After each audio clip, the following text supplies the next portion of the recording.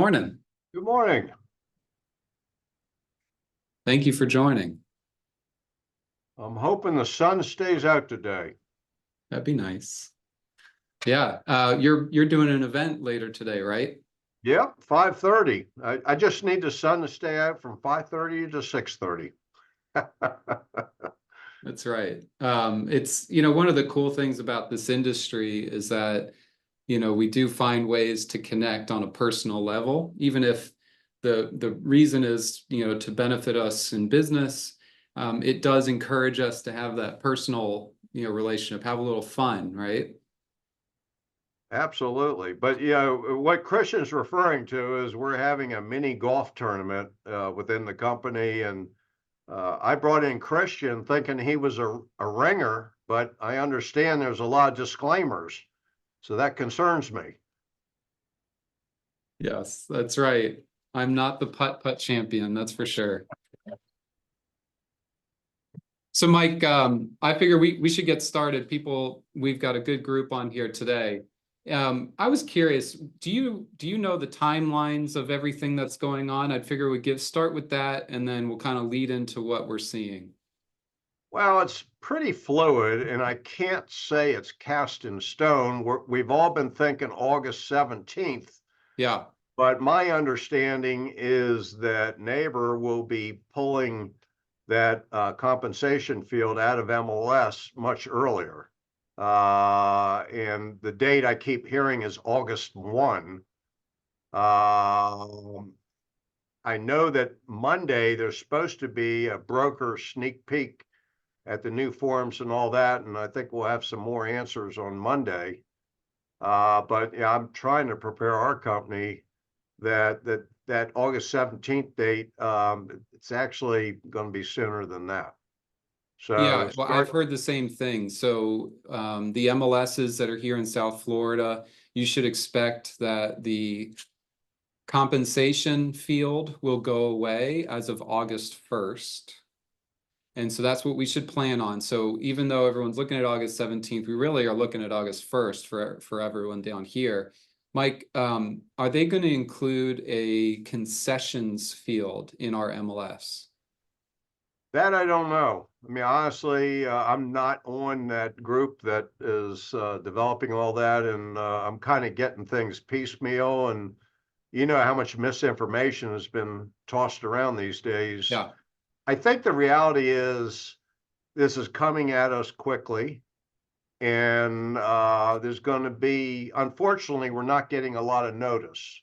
This is all a lot of the law firms are reviewing everything, and really we're kind of somewhat operating on their time schedule. So as they get things done, then things will be released, and I'm sure the boards will notify everyone. But I think people need to be ready that it's going to be sooner than August 17th for sure. And I think you're right, Christian. I think it's August 1 is probably the date. Yeah, so I was in a NABOR Forms Committee last Friday, and we were supposed to have a broker sneak peek on Friday. So for everyone that's frustrated with the timing on this, I wanted to give you an inside scoop. It was interesting. We went to the meeting hoping that we would just give a blanket approval on these forms, but there are so many moving parts that we couldn't just agree. I think we agreed to like 4 of the forms being changed, and the other 4 were going back for more revisions. And it was really interesting. So the NABOR general counsel was in the meeting. He said it was the first time he'd ever been present at one of the forms meetings. And he got up at the end, and he's like, look, I've never been on one of these committees. I am incredibly impressed. He said the amount of attention and care that goes into them is incredible. And it was really nice to hear that, because I was frustrated. I was incredibly frustrated because I felt like, why aren't we just doing this? Why can't we just get it done? But I wanted to make sure, even if the forms aren't available for NABOR, the reason you guys are here is that you kind of want that insight. And I think I can give it to you even without the forms being available. And this is going to be a bit of a shocker. You ready for it, Mike? I'm not sure. The forms aren't changing that much. That is a shocker. Yeah, they're not changing that much.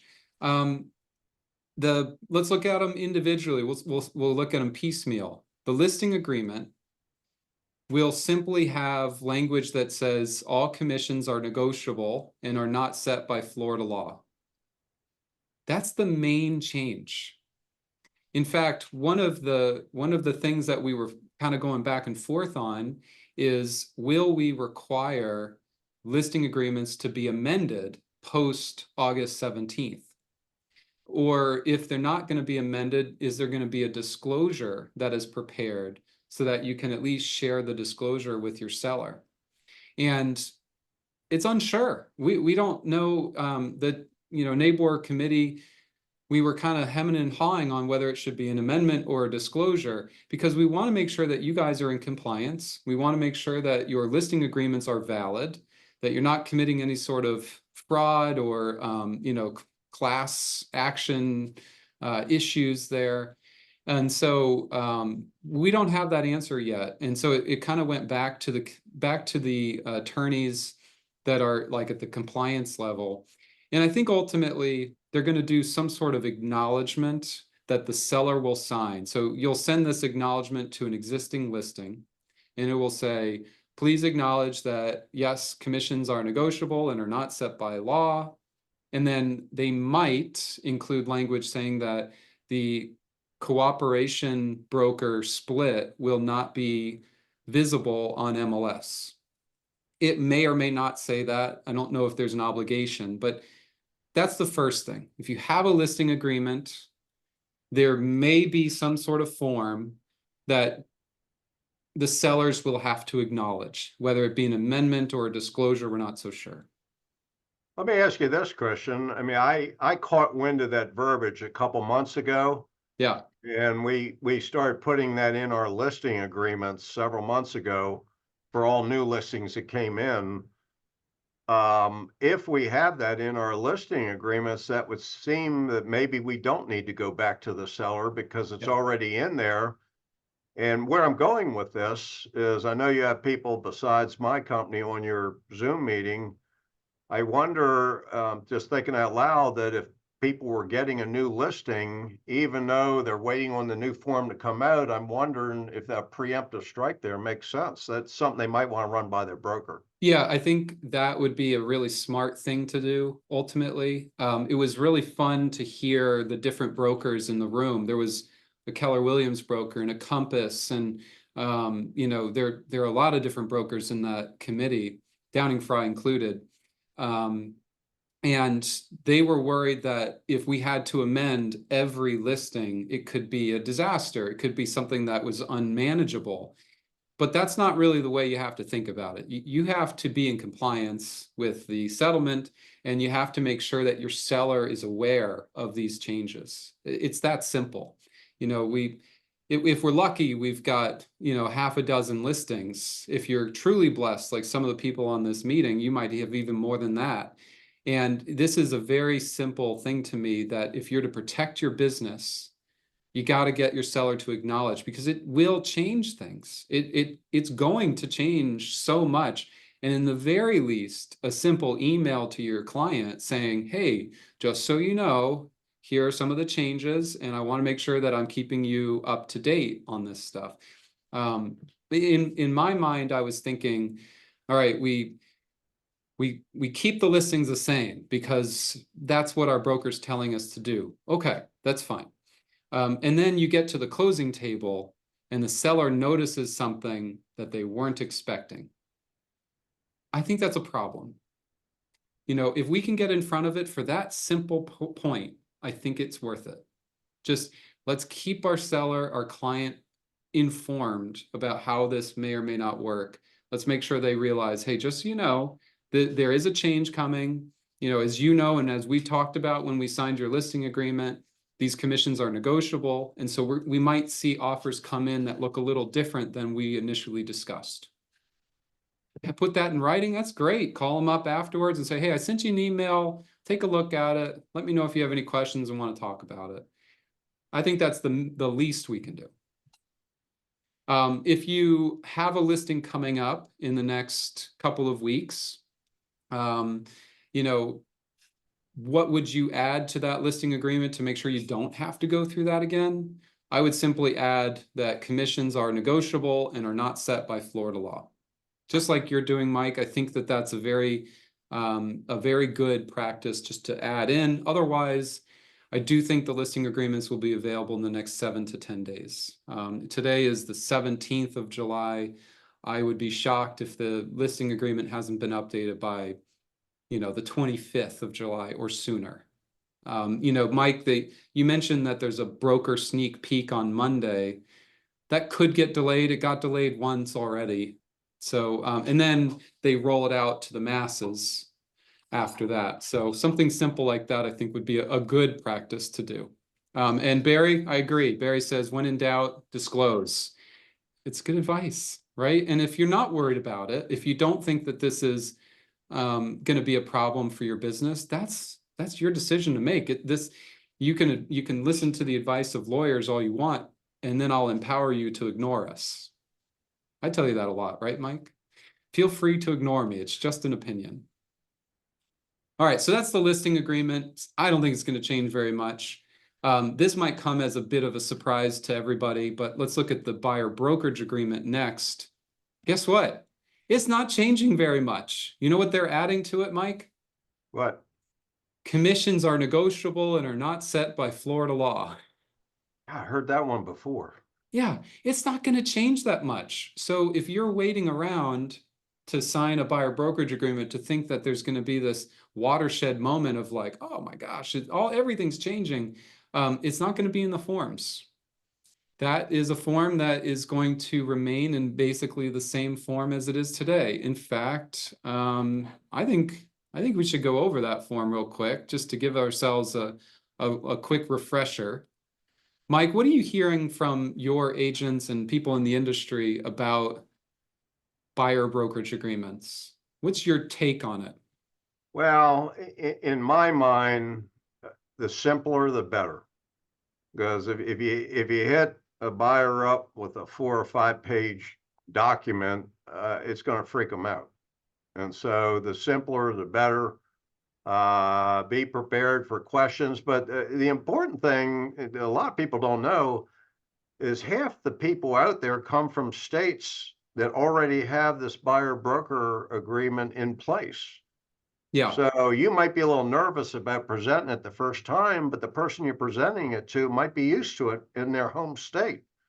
So don't just relax. It's going to work out. Yeah, I was talking with a good friend this morning. I don't know if she's on here just yet, but she was mentioning that she did a referral agreement for a buyer up in Connecticut or Rhode Island. I can't remember. And she said that they thought it was silly how big of a deal this was because they've been using buyer brokerage agreements for a decade.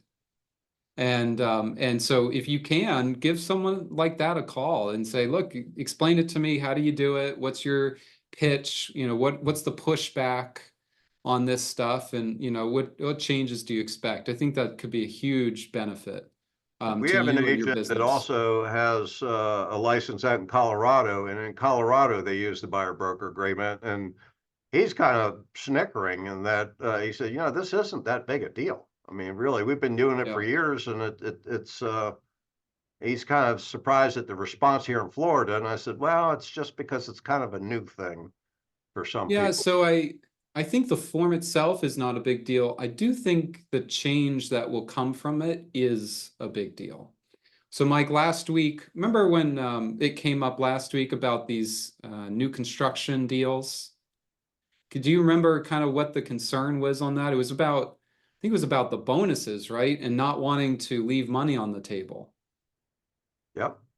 Do you have a take on that and how you think that an agent should consider, think about that? Well, we've been consistently told that you're not if you represent a buyer, you're not going to receive more than what's in your buyer broker agreement. Yeah. So maybe, one strategy would be to contact let's say you're looking at XYZ project, contact them ahead of time, find out what they're doing, and then incorporate that into your buyer broker agreement. Yeah, so I think that's fair, and I think some people are going to try to do that. are there, you know, what I would worry about is I think buyers are pretty smart. We gotta at least assume that they will think this through. And so you'll call the community, you'll say, all right, I know this buyer is going to be looking at a bunch of Lennar homes or Pulte homes. So let me call all of them. Let me get a vibe for what they're paying. And then we'll agree to some sort of buyer brokerage agreement. So that's like, all right, you call around and everyone's saying X, and you know, they're going to be $100,000 or whatever the number is. And then you go back to the buyer and say, look, I called all the communities. They each are offering me this amount of money to be on the buyer side. And so that's what we're going to agree to sign. That might work. I don't know. You don't know. I hope it works for you. That would be great. But then you are going to have buyers who are going to say, well, that's fine and all, but you know, what if we split it? What if I was only willing to offer this, and then I'll just offer less on the purchase price or something like that. I do expect buyers will push back. That's how it is in my business. I can't just charge whatever I want. I have to actually be competitive. So I curious, have you heard it? Do you have a feeling on that, Mike? Well, I mean, the reality is, if you look at the intent behind what's happening here, is they want buyers to have more say and more negotiating with respect to their commissions. I think that's one of the intents. And all commissions, you know, they've always been negotiable, but now it's going to be front and center. And it's going to work out. I mean, I think you're going to find there's different ways to handle this, and some agents might be comfortable handling it one way. Other agents might prefer another way. And Christian, you and I have bounced ideas off of each other, and I might like my way better than yours, and you like your way, and they both might be right. You know, it's just what Yeah, you're comfortable with and what your buyers are comfortable what your with. buyer's comfortable with. Yeah, Yep. I agree with you. So we'll talk about that. I think there's another side of it. I've got a lot of agents who have said, well, Christian, I just intend on doing a buyer brokerage agreement for every property, and I'm going to call the seller ahead of time or the listing agent ahead of time and ask what they're offering. And I'm going to sign a buyer brokerage agreement with the buyer based on that information. I think that could work. That could work. I'm not a huge fan of it because I think it's almost unsustainable. I think that the market will adapt. I think that the way people answer that question will adapt. And you're going to want to just do one amount, just like you do on a listing. You know, on a listing, there's no bonus, there's no excess. It's just what you agreed to. That's what the listing agent gets paid. It's perfectly fair and it works. It's manageable and efficient. I think give it maybe 6 months, people might be trying to do that one-off buyer brokerage agreements just specific to one property. But give it a year, give it 6 months or whatever it is, and you're gonna fall into a method of one agreement. Here's what I charge. Let's go find you a house. That's my guess. I have to assume, but I do think people will try a different way in the meantime. And you're going to have to convince your buyer, hey, look, we just, you know, if I don't negotiate top dollar for my compensation, then that goes into the seller's pocket. So why don't I maximize how much I make so that I can help you out better and it won't cost you a penny. If you think you can explain that correctly, if you think it's right, go for it. You know, let's try it. Let's see if it happens. But fast forward to next year, I don't expect that to be the case. I think it's just going to be what you charge. Here's what I charge. Thought on that, Mike? You've heard it. I know you've heard it a million times from different people. They have their plans. Realtors tend to go the path of least resistance. And I think that the industry will figure out very quickly what is the easiest way to do this that is effective. And I don't think it's going to take long for the industry to figure it out. I mean, I'm looking at 30, 60, 90 days max. And within 90 days, I think we'll have it dialed in. Now, the realtor that says, I'm going to call these 6 sellers, or these, 6 listing agents to see what they're doing, what they're offering. The reality is, do you really think you could be able to reach all 6 of them? There are gonna be a lot of times where you can't reach them. Yeah, and you're gonna wanna make an offer, or you're gonna wanna set up a showing appointment. I think that all these appointments are automated for the most part. So you're going online and you're just asking for the 9 o'clock appointment, and you can't get the listing agent to call you back in time. So what do you do then? It's a great point, Mike. I think that's fair. Denise, I don't know if you can hear me, but you had some good points that you wrote out. If you're willing to talk on them, I'd love your input on that. I am. Um, I'm just new, so can you hear me? I can hear you, Denise. Thank you for speaking up.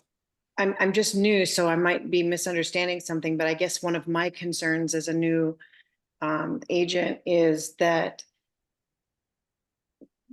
I've seen just in personal dealings, with my kids getting houses, that if they get too many credits, the bank starts to have an issue with it. So if you're asking for a credit for the buyer's agent and you have to word it, a certain way, but now you also maybe have a polybutylene piping issue. And so you're asking for a big credit there, those credits can start to add up. So what's the resolution to that? I mean, what is everybody thinking with that? Because to me, it seems like it's a concern. Yeah, that's a great point, Denise. Thank you. So all the lenders have modified their policies, their guidelines. Fannie Mae, Freddie Mac has modified their guidelines, FHA and VA, to allow a buyer to pay for broker commissions. And I don't know exactly how it's going to work because I'm not a lender, but you're going to be able to pay buyer commissions, and you're going to be able to take a credit that is almost separate from closing cost credit. It's going to almost allow more, a higher cap.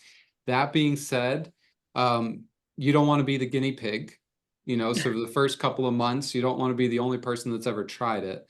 So I would lean towards my main recommendation, which is in your offer, you're going to ask the seller to pay the buyer broker commission that's already been figured out between buyer and broker.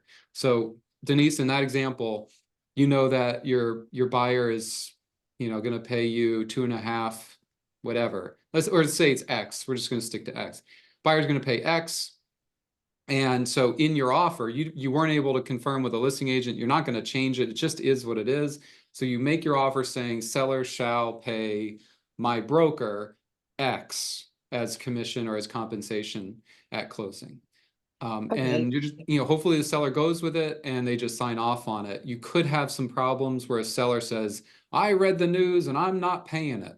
At which point you call the lender and you say, hey, is this going to be okay? Are we going to be able to actually do this? How does it work? What's the language that you're going to need included? But I think right off the top, if you make your offer, you're going to ask the seller to pay what you had already agreed with your buyer. Does that make sense? It does, but I have one more question based on what you said. I had thought in one of the classes earlier, I had heard that you couldn't, when you wrote the contract, you couldn't specify that the credit was for the buyer's agent commission. Has that changed? You couldn't specify what the buyer's commission would be? Yeah, exactly. I remember in one of the classes, they had said that when this comes out, when this is all done, they didn't believe we were going to, like when we write the sales contract and ask for the credit, we aren't going to be able to specify that credit is for commission. Is that not true? Is that true? I don't think that's true. Okay. You're able to do that. They're calling it compensation, but you are going to be able to do it. In fact, on my video last week, we talked about the form that FAR shared, which is now on your screen. This is the FAR, the Florida Realtors Approved form for asking for the seller to pay your commission. This is the one. And you fill it out. It has how much the seller agrees to compensate the buyer's broker. You put a flat fee or you put the percentage amount, and any other terms that you put in there would be fine, and everyone signs it. So they absolutely are allowing that. Okay. That would Thank you very much. Thanks, Denise. So Phil, I was hoping that Phil could maybe chime in as well. Hopefully he's still on here. He's had some good points. Let's see if I can allow Phil to talk. Hopefully he's listening. So There. there he is, Phil. Tell me what you're thinking. What's your main Having point so here? much fun today. So much fun. Welcome to the fun. There we go. Just a point about the bonuses when you go to developments or some builders. If you build 5 homes with them, they usually give you specific extra bonuses. This is gone with this.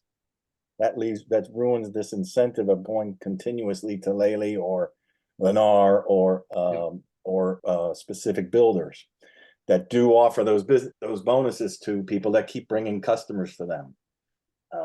It does. They're going to have to incentivize you some other way that doesn't violate RESPA. Or they could say, hey, Phil, thanks so much for bringing this buyer. As a thank you to you, we're going to pay you another X amount at closing in addition to what your buyer already agreed to pay. And I don't know if they're going to be allowed to do that. I'm not allowed to take that. No, I don't think so. That's what Unless it your buyer- says. You're not allowed to take more than you agreed with the buyer. Yeah. Your compensation is fixed, and you can't, according to RESPA, you can't accept payment after the fact for performance. It all would have to be on the settlement statement. You can't accept a bottle of whiskey. You can't accept a trip to Cancun. So I just don't think that the bonuses are a thing anymore. I mean, if you think about it, what's really happening here, real estate agents are trying to figure it out. Their brokers are trying to figure it out. The developments are trying to figure it out, and the mortgage industry is trying to figure it out. And we're all kind of getting bits and pieces and all. What do you mean, Mike? I've already figured it out. Well, then you're way ahead of a lot of people. No. But I mean, the reality is a lot has been figured out. But once we start doing this, there will be things that none of us thought about, and we'll figure it out. You know, as each situation pops up, best practices will be developed, and I'm sure, hopefully, the state will give us more guidance as we get deeper into this. But I wouldn't overreact. I mean, really, I think we're going to find out that the transition will be very quick, and we will figure it out. I was more concerned when the pandemic hit us. I mean, this one. That's actually a good point, Mike. That's a good way to think about it. April had some good points, and I wanted to give her an opportunity to bring that up. April, how are you? Hi, good, thanks. Thanks for having this. Yeah. I was reading through all of the Q&As yesterday on the NAR website, and I made several notes, but one that to piggyback on what the other person was saying about calling each listing agent and having a buyer sign multiple different agreements based on what information is told by the listing agent, which I think is logistically going to be impossible. Mhm. You know, if I were to run into a situation where I had X commission to be paid by the buyer on the buyer agreement, and then the buyer found a house where the numbers didn't work, and for whatever reason I needed to change that, if I made the decision to say, okay, it doesn't have to be X, it could be Y, is there a way to terminate a buyer agreement and then sign a new buyer agreement at the different amount? Yes, there is, April, and there are probably multiple ways. Number one, you guys can mutually terminate the agreement. That would be simple. You do an amendment to the buyer brokerage agreement or just simple emails. I don't think that's necessary. What I would do is an amendment reducing the compensation. And I would just say buyer and broker agree that compensation shall be this other number. It shall be Y. And you could go up, you could go down. You could do either as long as the buyer had agreed to it and it was all done. And that and the other part that we do need to talk about, Mike, so remind me, is signing buyer brokerage agreements before you show the house. So yes, April, there will be multiple ways. The third way is you just tell the title company, hey, I'm only taking X. Or instead of X, I'm taking Y. I'm not going to be looking at your buyer brokerage agreement. Your broker may be.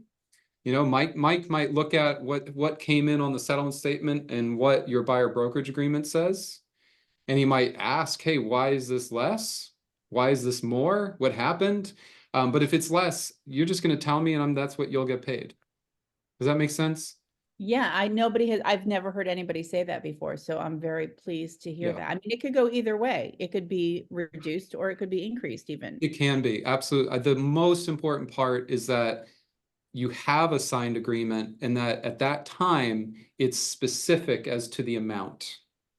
It can't be this unknown number, like broker and buyer will negotiate the amount based on how much the seller is offering. That would not be sufficient. That doesn't work. So don't Terrific. do that. Mike, I did want to talk to April. Thank you, by the way. That was wonderful. I did want to talk to you about post-dating a buyer brokerage agreement, or I guess it's the opposite of that, would be like predating a buyer brokerage agreement. And I wanted your take on this. You and I hadn't talked about it, but let's say you trust the buyer trusts you, and you want to, we'll just go show houses. I don't need an agreement. I've never used one before. I trust you, right? So you show a house, and then the buyer says, I want it, I'm down. And they go, great. So we go to sign a contract, and you say, oh, I need a buyer brokerage agreement. Or they find out after the offer's been accepted, and they send the offer into your office, Mike, and they say, well, this is great. Where's your buyer brokerage agreement? I need you to send me that as well. Your policy, every broker is going to have a policy, something along the lines of, before we pay you anything, we're going to need this on file, just so that you're in compliance. And so the broker at that point or the licensee is in a bit of a pickle because they needed this signed before they showed the house, and they don't have it. What's your advice to us? What would you suggest? How do we resolve this issue? That's a tough one. And that's Yeah, it's not a good one. No, that's one of my top concerns, to be honest. And, the concern that I have is the cheaters, the people out there trying to get an unfair advantage by not using a buyer broker agreement. And frankly, I'm advising my company turn every one of them in. Why should they not have to go by the rules when they really do have to go by them? But if you catch wind of that, turn them in. That's a quick way to start resolving this. And I know that there'll probably be fines out there for those kind of things. And frankly, from a broker standpoint, if I get a contract that's accepted August 1, and I look at that buyer broker agreement and it's dated August 5th, I've got to really investigate, how do you handle that? Yeah, it's gonna be a problem. What I will warn the licensees is that your broker could invalidate that agreement and you won't get paid a dime. Yeah. So there is a very big risk there that your broker, just to stay in compliance, just so that the broker stays out of hot water, says, look, it's not worth it. We're not enforcing this. We're not accepting payment for this closing or for this buyer at all. That's a very real result. And what I would worry about is, with the stakes being that high, could a licensee be motivated to fudge the numbers, to go back and say, oh, well, it wasn't August 5th, it was July 31st that I had them sign it. And they just changed the date. The problem with that is, one, it's fraud. It's specifically fraud on, I guess the broker, but it's also fraud on the buyer. And if, more than you knows about this, which in this case, the buyer knows about this, you're in a lot of trouble. And so I really do believe it's got to be a zero tolerance policy of, if this was predated, we're turning everyone in. And if it's post-dated or after the offer or after the showing or whatever it may be, unacceptable. We will not accept compensation. I don't know. That's scary. So that's very scary. Let me ask you, and this is almost a scary question, Christian. A buyer broker agreement is in effect a contract, Yeah, with the Contract. buyer, yes. right? Aren't they supposed to get a copy of that agreement? Yes, they have to sign it. I'll show you right here. Here's your buyer brokerage agreement. Like I said earlier, this isn't going to change a whole lot when we make changes. You're going to, like the form itself is not changing all that much. You know, some of the detail and how they define things or, you know, what the roles are might adjust slightly, but it's going to have a buyer brokerage compensation. And then at the bottom, the buyer signs it, and so does the broker, authorized broker signature. So your office needs to sign it somehow. The buyer needs to sign it. It's got to be dated, and if it's post dated, it's a problem. It's a real problem. Jessica had a point. I would love for you to bring it up. What's going on, Jessica? Good morning. So I haven't had a chance to look at the forms because I got a new listing and I'm working on Good. that. You said we're gonna be able to amend it? Amend the Yeah, buyer? there will be a buyer brokerage amendment, you know, or amendment to the buyer brokerage agreement. In fact, I wonder if they already have one of those. You know, they have amendments to the listing agreement. They're going to have amendments to the buyer brokerage agreement as well, even if we have to create it. So, we show them a house. So they say, I'm gonna use numbers because, Good. so. Just say my buyer X and Y. Just say X and Y. makes it more confusing. So for example, if a buyer agrees to originally pay me 3%, and we go to a house and we find they're only offering 2.5%. At that point, am I allowed to amend it? Yeah, totally. Or- Let's do it a different scenario. Let's say you agreed to a high number, and then due to whatever, maybe there's not even an offer. Maybe the buyer starts looking in a more expensive property. Now they're looking at $10 million properties. And they say, look, we're going to start looking at big properties. I want you to reduce how much I'm going to owe you. And you say, okay, let's amend the buyer brokerage agreement. So there's not even an offer on the table. There's not even a property. It's just, I'm going to reduce, it's going to be this amount, but, not to be lower than this other amount, or the lower of these two, or the higher of these two. You could easily amend a buyer brokerage agreement at any time, a million different ways. Okay. Just don't amend the date. That's the only thing that matters in my mind. Thank you, Jessica. Anything else on that one, Jessica? Amend it up until the point where you actually put the offer in. You could amend it after, right? Let's say you go under contract and you agreed to accept $1,000, and then you amend it to, like, you're a week away from closing. There's an inspection issue. There's a walkthrough issue, and the buyer says, "Hey, why don't you cover some of it, and we'll just reduce how much I owe you by $200." You could do that. Or the buyer says, "Hey, you've really worked your butt off. You've been with me for 18 months looking at 1,000 different properties. I'm not going to pay you 1,000. I want to pay you 2,000. Amend it. Perfect. Done. Have something in writing that protects you. Okay, thank you. Yeah, of Let's course. say, for argument's sake, let's say you have a buyer broker agreement in place and you want to amend it. If you go lower, you get a lot less flack than if you go higher. But let's say you amend it, you change it, you go to the buyer and ask them to sign it. The buyer can always say no. Yeah. I'm gonna go buy that original buyer broker agreement, and you Yes. will get that. Yeah. So you got to have both sides agree. It can't be one side.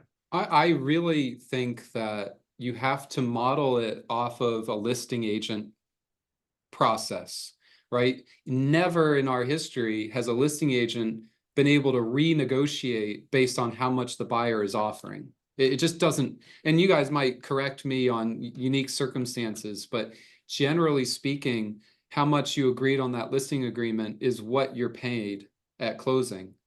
And maybe you give a credit, maybe you help out on an inspection item or something, but very rarely, I don't think I've ever seen it where the listing agent makes more than what they had initially agreed to. I just don't see that. And I think it's somewhat unrealistic to think that that would happen with a buyer.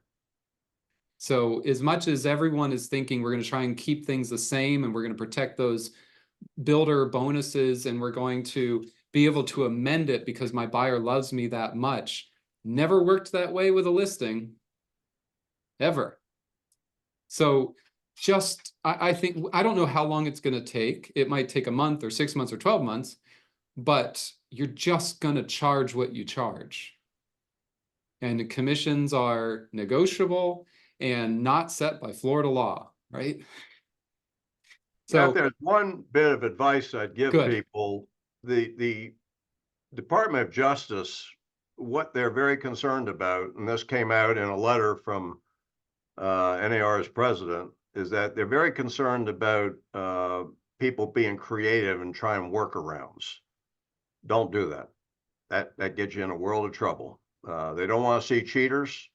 They want people to abide by what's coming down.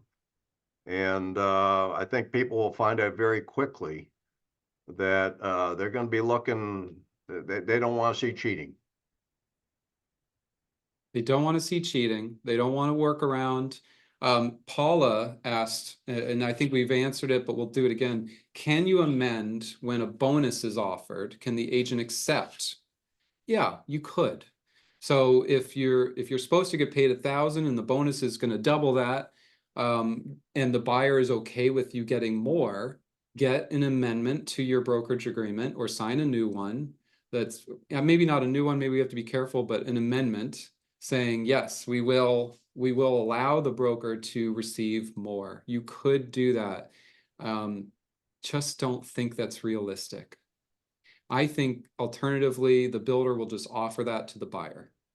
They'll say, hey, look, we really want to sell this house today. And instead of giving extra 10 grand to the broker, we're going to give the extra 10 grand to the buyer. And we're going to and if you don't accept this offer today, then the offer's off the table. Kind of works the same way. It might even be more effective. And that just has to be what we're okay with.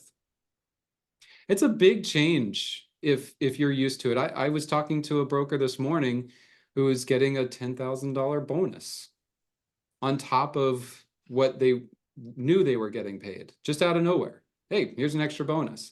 That's a lot of money. I would love to get a $10,000 bonus. That sounds great. It's a big deal. So yes, we're probably giving that up. I just don't see how that works. Mike, I wanted to talk about the next thing. Listing. We talked a lot about buyers. Let's talk about the listing. You and I were in a conversation with a wonderful licensee yesterday or 2 days ago, and it took a while for him to kind of understand my point of it. But do you think anything's going to change? Just personally, do you think that when you sign a listing agreement, how are you going to approach the topic of a split going forward? Well, a lot will be on the fly. And by that, I mean, some sellers have been reading the papers and have an idea of what's changing, and other sellers haven't heard anything. So I still think that if you think about the seller and what they want, obviously they want to sell their home, but the mindset is going to be the more people that look at my property, the better off I probably am. Yeah, I'm in a better position if I've got 20 people looking at the property versus 2.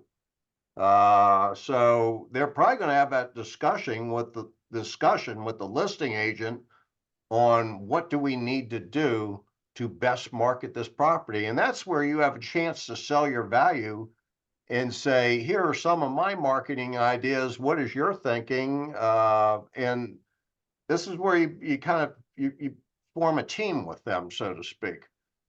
And I think they appreciate seller. you showing your value, you showing here's how we're going to move this property. But it's going to, sellers are going to go through a little bit of a change here too. They're hearing bits and pieces, And so you might think that a lot of this is educating the buyer. Now you're also going to be educating the seller. And, but I think you'll get it dialed in pretty quick. Yeah, so the reason I bring it up is I'm curious if you're going to even discuss a split with a seller. Because you're not able to promote it on MLS. Maybe you'll use some other method of promoting it. Maybe when someone calls you, you'll be able to give an answer. So let's talk about that for just a few minutes. On the listing agreement, it is still going to have a place for a cooperating broker split. It will still have it. And so you'll say, I'm charging this, and I'm splitting half of it with a buyer's broker. Okay, that's what it says, if there is one. Do you even need to do that? I don't know. So if you would have said this, and that will split half of it, the alternative solution is I'm going to start low, just my amount. I'm just going to tell you how much I charge, $1,000. This is what I charge. I charge $1,000 to list your property. That's what it costs. You know, let's get started. And they say, and then that leaves 0 on the cooperating split. And you just warn the seller, you say, look, we didn't talk about if the buyer brings an agent. We don't know what the offer will look like. But in that scenario, they might also ask for $1,000. So let's keep that in mind. We'll evaluate our offers. That we'll put that in our net sheet when we look at all the costs associated with this. But you're almost starting low and going up, as opposed to starting high and coming down. And then I'll give you another side of that. A lot of times you see, all right, I'm going to charge $2,000, but if and I'll split $1,000 with the buyer's broker. But if there is no buyer's broker, instead of charging $2,000, I'm only going to charge you $1,500. Well, I think alternatively, you could propose, look, if I'm going to charge $1,000, and if there is no broker on the buyer side, I'm going to be doing more work, so I'm going to charge you an extra $500. That would work. I like that. You know, as the seller, it seems a lot more genuine of like, here's where the real costs are, as opposed to agreeing to the bigger amount in advance.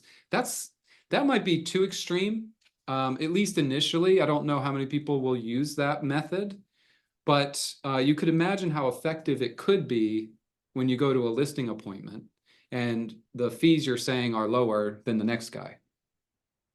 It's a little extreme. You're going to have to give me a minute to let that sink in and see if that'll work. I don't know, but I think that would be an interesting approach. I do think there's more work when the buyer doesn't have an agent. I think that the value that realtors bring is extreme. It is palpable, tangible. And I even compared to me, you know, I might be able to make someone fall in love with me for a minute, but I'm not there holding your hand through the inspection. I'm not there looking at the roof to see if it really needs to be repaired or not. I'm not there talking about financing options. Like, it's hard to get me on the phone for an hour. You guys spend hours on the phone with your customers. Hours. You can't get me for that long. So there's a value to what you bring. A sounding board, a therapist, an accountant, you know, basically a life coach in buying or selling a house that I cannot replicate.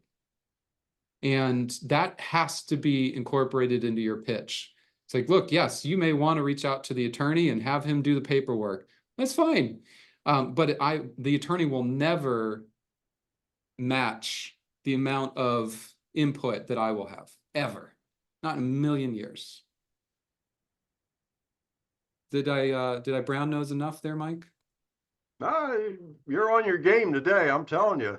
Now let me ask you this. We haven't talked about this, but Right. With respect to a commercial contract, my understanding was, does this apply at all? I mean, I think commercial already does it this way. Okay. That's what I was told. I'd only do maybe a dozen commercial deals a year. Used to be a bigger part of my business, but it's not anymore. I know that in the beginning, they told us that a lot of these changes were not going to hit rentals or commercial. Now, yes, it is not going to affect commercial, but I think commercial already operates in this way to begin with. Jessica had another point. Jessica, can you hear us? Yes. So I'm not changing much of what I do. So I just got this new listing and, you know, very smart lady. I explained everything to her. So she understands that it's important to offer the buyer's broker incentive. So she's offering them 2.5%. I guess this comes down more to a negotiating thing. I'm not sure how it's going to look if the buyer's agent or the buyer's broker or whoever says, no, we want 3, we want more. Mm-hmm. Yeah, Um, good point. so So- again, I'm not changing much of what I do because the customers down here, I think we're pretty lucky in the market that we work in, and that, you know, we have educated people. When you explain to them, you know, you really do need to offer an incentive for people to come see your home and want to buy it. I mean, and even though, yeah, they have, the buyer probably has a lot of money, you know, it's just important to do that. And they're agreeing, not much has changed. Yeah, so but- I agree with you, Jessica. It could be very important to continue doing it. You know, the industry is what it is for a reason. Right. Here's how I would look at something like this. Do you want to have that conversation with your seller when you sign the listing agreement? Or do you really want to have that conversation with the seller when they get their first offer? When do you want that conversation? So in the first offer, the buyer asks for 3, and you would only talked about 2.5. Did you do yourself a disservice, or do you just counter and say, look, we'll do your deal, but it's only 2.5? That sounds reasonable. It's a counter. That's all it is. Seller doesn't have to accept. They could put 10 and it wouldn't matter, because it's really about the net. It's what's in the middle to the seller, and it's in the middle for what's important for the buyer as well. So I agree. I think most people are going to try and keep things relatively the same because it makes sense to everybody. But it'll be interesting to see that initial conversation. How relevant is it? And here's the point I will make. The main reason you're going to there may be 2 reasons. The reason you would put an amount in the cooperating broker portion is, 1, to obligate your seller to the listing agreement. To say, look, if you get an offer and they want 2.5 and you agreed to 2.5 and they gave you your full price and all these other terms, you are obligated to pay compensation at that point. That's the only reason you'd put it in there, for the seller's sake. Because you want to be able to obligate the seller, hey, look, I got you full price and the commission was right and all this other stuff. I think that's a part that no one's really thinking about. The other part of it is when someone calls you and says, Jessica, how much are you offering? You need an answer. And so I talked about this with one of the agents yesterday, and he's like, well, I don't want to say nothing, right? Because that looks really bad, right? Can we go back a minute? Well, So- let me finish that and then we'll go back. So if you said nothing, yeah, that looks bad. I don't like it. But what if you said instead, hey, we are completely open and expect to pay a buyer agent compensation included in your offer, and we'll review it in addition to all the other terms. So you don't have to give a number at all. You don't have to say 3. You don't have to say 10. You don't have to say anything. You can just say, we are completely open to paying a buyer broker commission. Just put it in your offer. That seems. Jessica, what you had another point you wanted to go to. So I'm confused. So are the new contracts, do they have that built right in? Is there a line? They're not built in. You're going to have to put it in. Yeah, it's gonna be a little messy, or you'll use that form I was showing, which shows that, you know, the seller will pay buyer broker X amount. We'll have to use a form like that, but I'm not aware of any form like that being created for NABOR. You'll probably have some language in other terms and conditions saying seller shall pay, you know, Compass or shall Downing Fryer, William Ravis, whatever it may be, a certain amount. One of the things that listing agents are going to get used to very quickly is, you know, when you get an offer, on your listing, yeah, you tend to look at the price, you look at when do they want it closed by, but that other term section is one that everyone better get used to looking at. Yeah. Because you're gonna see a lot more verbiage in the other terms area on than you're used to seeing. Yeah. In my opinion. Two other questions, and then we'll probably finish up. Joanne has a great question. As a listing realtor, should we ask that the buyer broker agreement accompany any offer we receive? No, I don't think so. If the seller is being asked to pay compensation to the buyer's broker, that needs to be included. But the buyer brokerage agreement itself does not need to be included. So some sort of compensation agreement would be included, or some sort of language saying seller shall or listing broker shall pay, whatever it may be. That's probably how that will work. You will not share your buyer brokerage agreement with anyone but your broker and your buyer. And then Brian has a point. Let's see. What if a buyer signs a buyer brokerage agreement with several agents? It's possible. Say a buyer goes to multiple open houses. Are they required to sign with each agent that is hosting an open house? What if a buyer calls several agents to look at the property and signs multiple buyer brokerage agreements? Could this cause a procuring cause of sale issue? I love this question. These are great questions. First thing, it is considered an exclusive buyer brokerage agreement. So one of the duties of the buyer is to only have one. So if they were to sign multiple, it's possible that the buyer's already in default. That being said, if they want 1,000 brokers on their side, as long as they pay them, it's fine. You know, if they want to hire me and 3 other attorneys, that's fine. As long as I get my piece paid for, I'm okay with that. I think you have to educate the buyer, and if the buyer's going to act like that, it better be disclosed to you ahead of time, maybe modify things. To another question he put in there, would you have to sign a showing commission with every open house? No. You only need a buyer brokerage agreement if you are going to get paid by a buyer at a closing. I suppose it could get complicated if, let's say you're hosting an open house, a buyer comes who's unrepresented, and they ask you to do their side as well. What I would do is I'd go back to my seller and say, hey, look, I was asked to do this. Are you okay with it? Here's what I'll charge.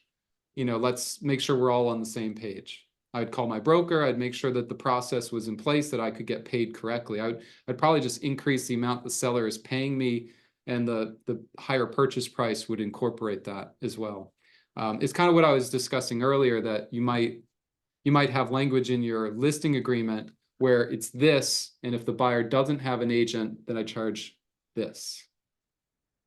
I just wouldn't want one of the scenarios that could come out is the buyers, in mass don't have realtors, and they're just making offers thinking, all right, now the price is, $1,000 less.